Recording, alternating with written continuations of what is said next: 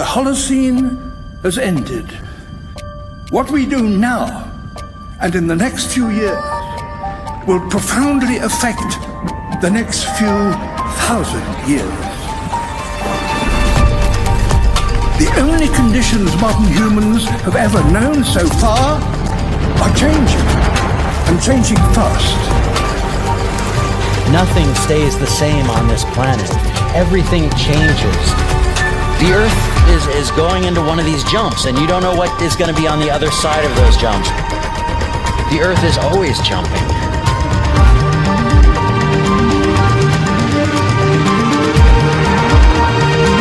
Things move on this planet. Things are not still. Everything is turning.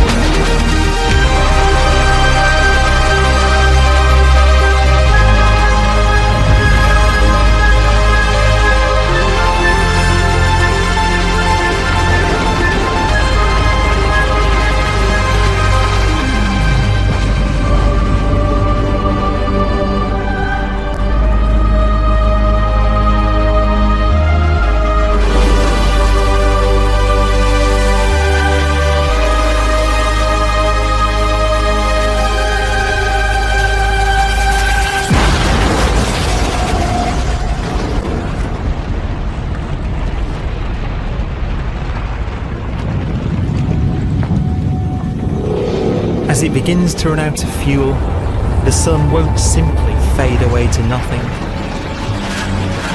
Its core will collapse, and the extra heat this generates will cause its outer layers to expand.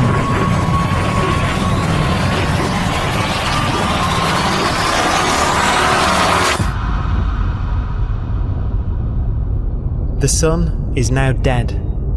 It remains slowly cooling in the freezing temperatures of deep space.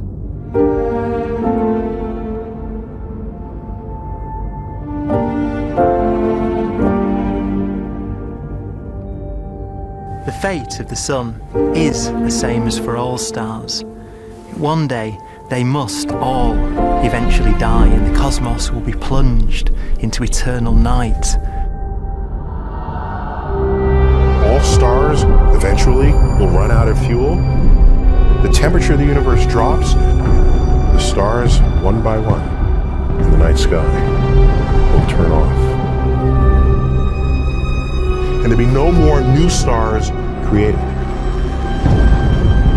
And so that the universe will end not with a bang, but with a whimper. And not in fire, but in ice.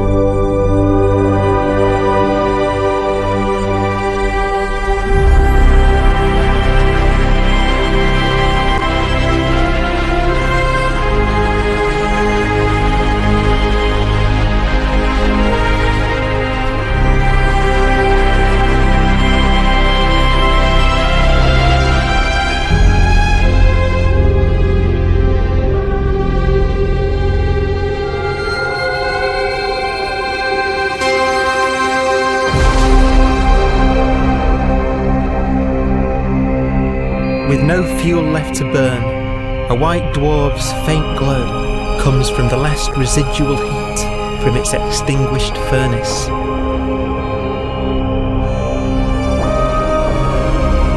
Looking at it from where the Earth is now, it would only generate the same amount of light as the full moon on a clear night.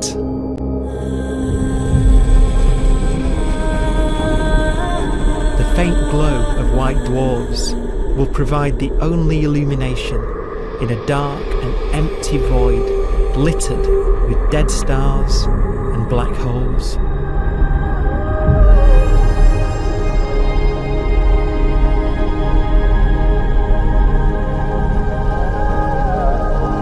some ways, it's kind of a ghost universe. It's the corpses, the zombie stars, that will take us into the future.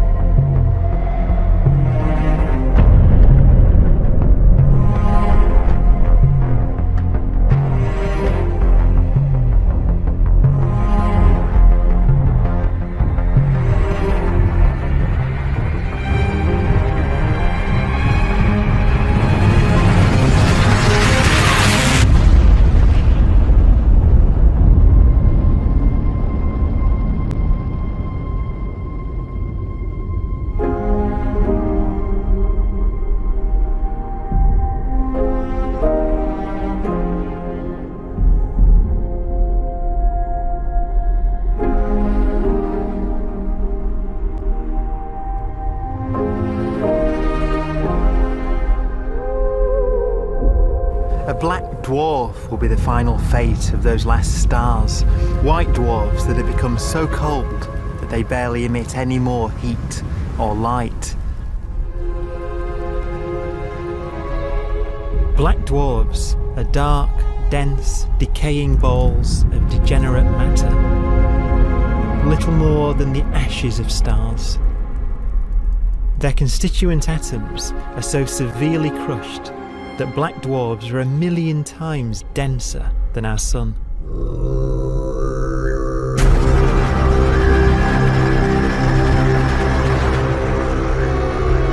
Stars take so long to reach this point, we believe there are currently no black dwarfs in the universe.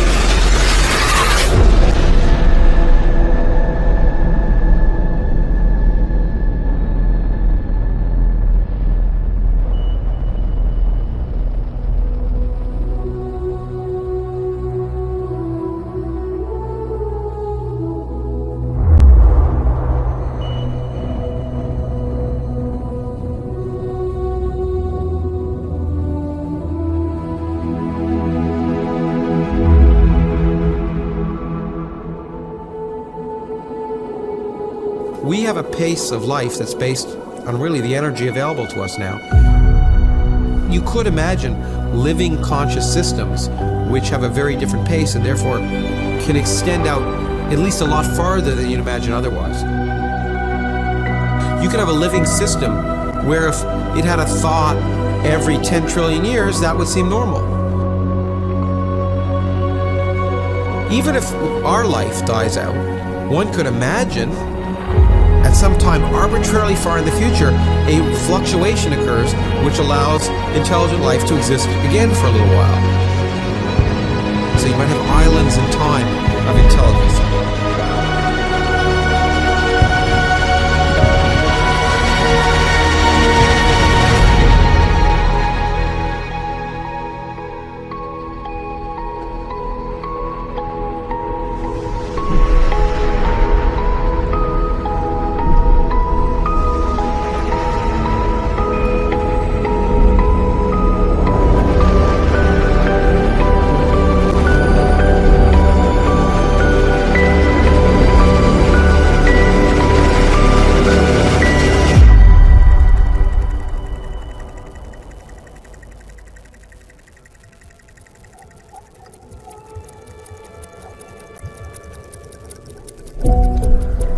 Proton, one of the fundamental building blocks of atomic matter, what makes us up, can just spontaneously fall apart. Any material that evades the pull of a black hole eventually dies away as its protons disintegrate.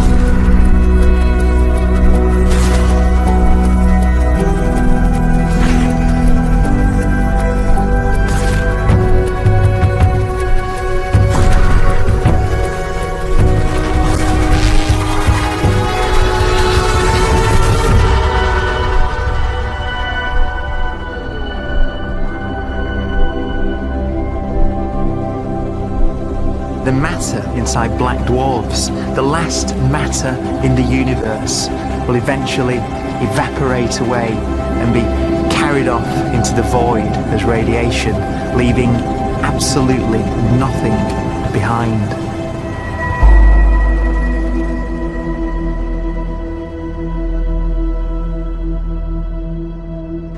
With the black dwarfs gone, there won't be a single atom of matter left. All that will remain of our once rich cosmos will be particles of light and black holes.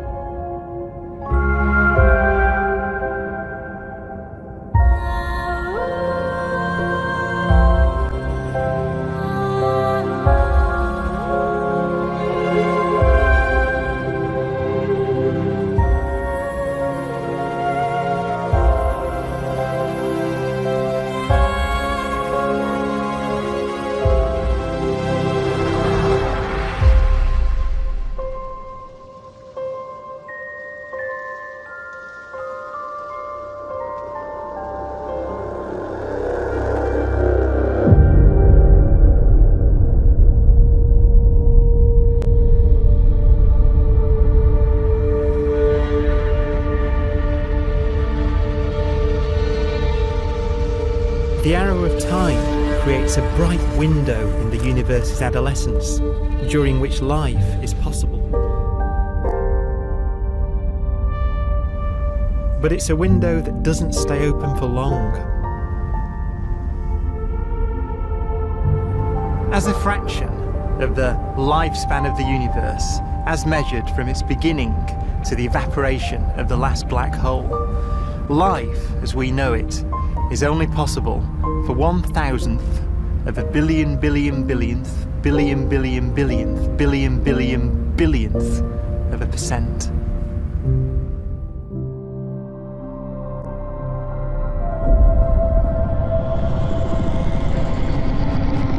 Black holes become the fundamental building block of the universe.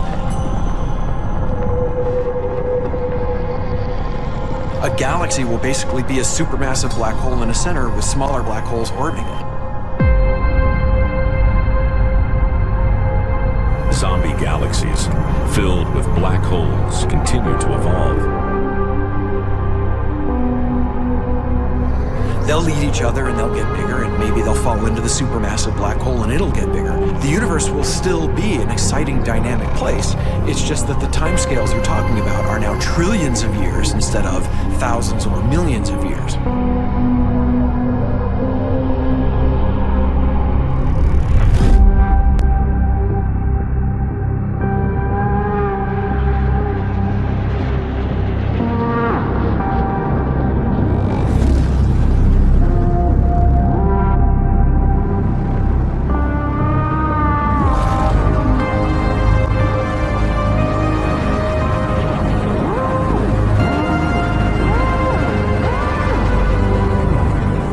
Black holes can bang on space-time like mallets on a drum.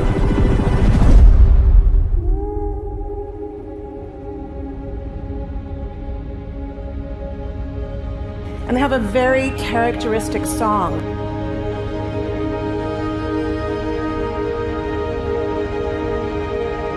Imagine two black holes that have lived a long life together. At the end of their lives, they're going around each other, crossing thousands of kilometers in a fraction of a second. As they do so, they leave behind in their wake a ringing of space, an actual wave on space-time.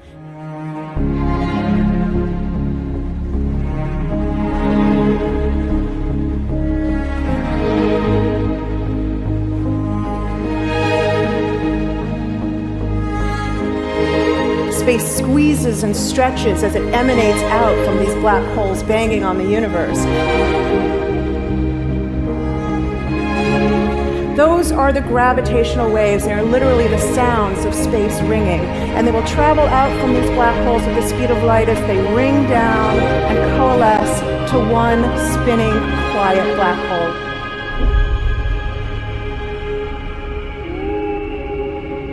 If you were standing near enough, your ear would resonate with the squeezing and stretching of space. You would literally hear the sound.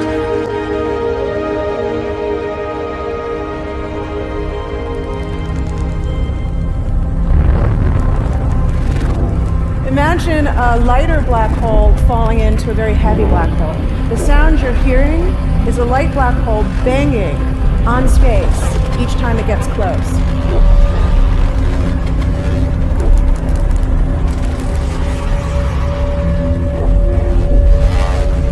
As it falls in, it gets faster and it gets louder.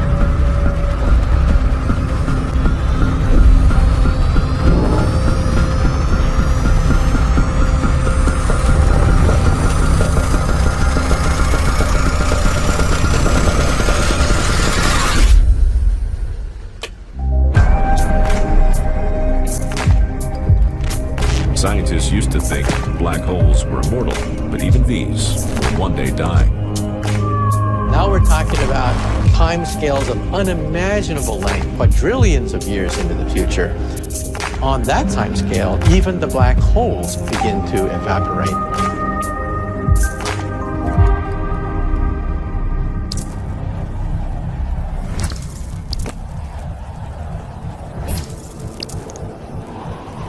According to quantum mechanics, space is filled with virtual particles, antiparticles, that are constantly materializing in pairs, separating, coming together again, and annihilating each other.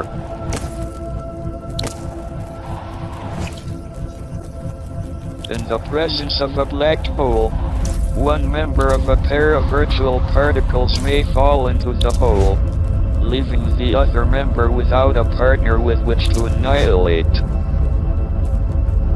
The forsaken particle appears to be radiation emitted by the black hole.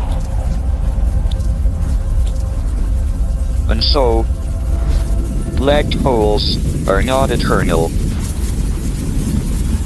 They evaporate away at an increasing rate until they vanish in a gigantic explosion.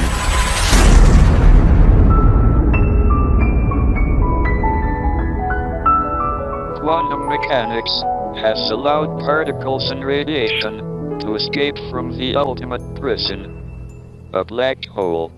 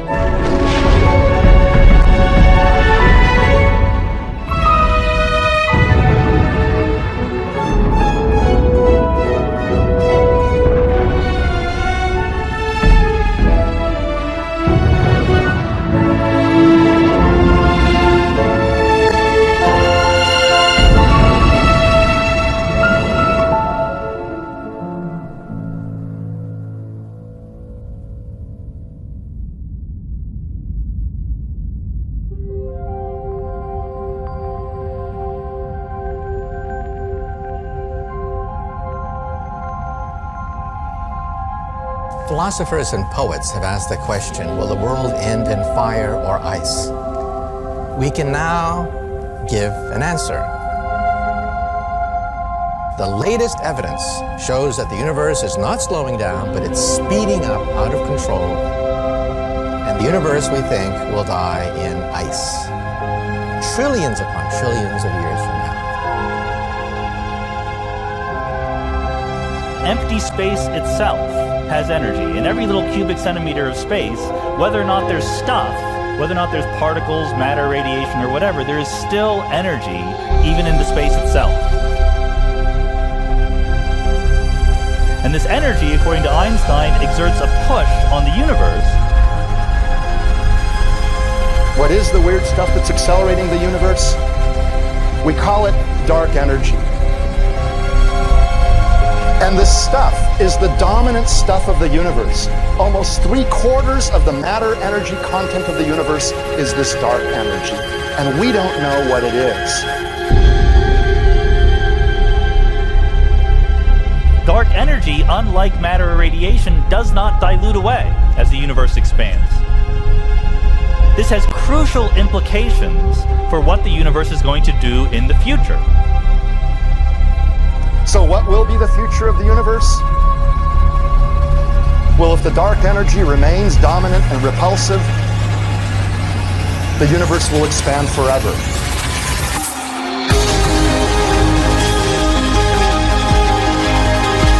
Faster and faster and faster with time. A runaway universe. 70% of the energy of the universe resides in empty space, and we don't understand why. But we do know what will happen. If that energy continues to be there, the universe will become cold and dark and empty. That's the future as it might be. We don't know because we don't yet understand the nature of dark energy. Until we do, we won't know the future. We won't even understand our own origins, and that's why we want to know and study this subject.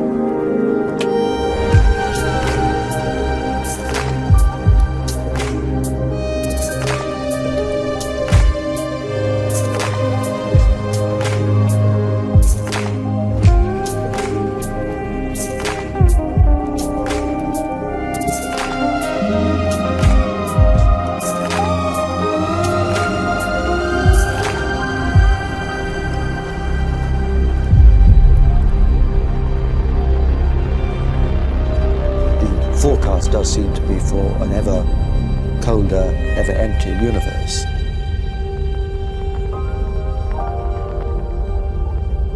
But then, of course, we have to ask, could that end lead to a new beginning? And there are ideas whereby what actually is the end of our universe could in some sense be linked to the beginning of a new one.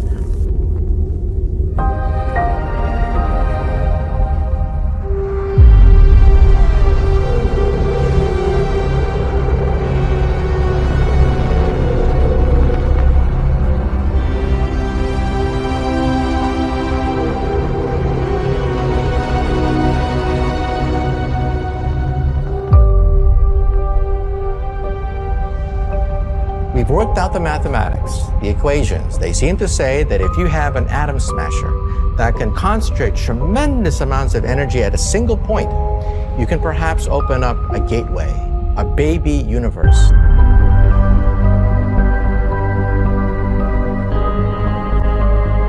Facing the death of everything there is, this perhaps is their only possibility of escape. And this also raises a very intriguing possibility, sheer speculation of course, that perhaps any universe that has intelligent life in it will create baby universes, will create lifeboats, and proliferate child universes. So an evolution may take among universes in the multiverse. Survival of the fittest may take place. So those universes which do not have intelligent life are infertile. They have no children. But those universes that have mild temperatures, stars like us, would create civilizations that could open up child universes, and they would then proliferate.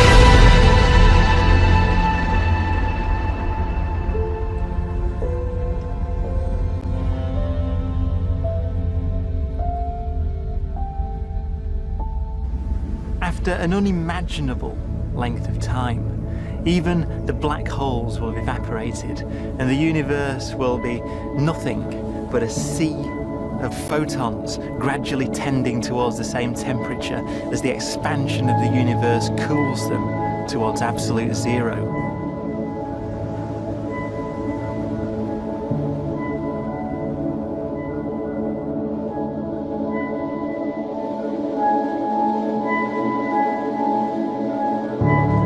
Once the very last remnants of the very last stars have finally decayed away to nothing, and everything reaches the same temperature, the story of the universe finally comes to an end. For the first time in its life, the universe will be permanent and unchanging. Entropy finally stops increasing because the cosmos cannot get any more disordered. Nothing happens, and it keeps not happening forever.